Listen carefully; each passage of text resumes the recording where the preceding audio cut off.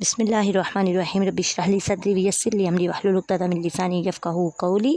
حدیث صحیح بخاری حضرت ابن عباس رضی اللہ تعالی عنہ سے روایت ہے کہ نبی کریم صلی اللہ علیہ وآلہ وسلم کا مرض شدت اختیار کر گیا تو فرمایا میرے پاس لکھنے کے لیے کوئی چیز لاؤ، میں آپ کو ایک تحریر دے دوں تاکہ آپ لوگ گمراہ نہ ہوں۔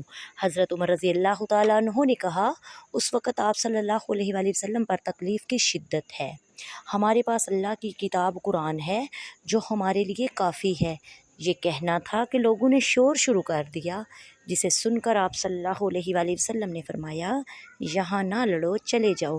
اس کے بعد ابن عباس رضی اللہ تعالیٰ عنہ کہتے ہیں باہر آئے، ہائے افسوس اس پر جو رسول اللہ اور آپ کی تحریر کے درمیان حائل ہوا۔ وما علینا الا البلاغ المبین۔ السلام علیکم ورحمۃ اللہ وبرکاتہ۔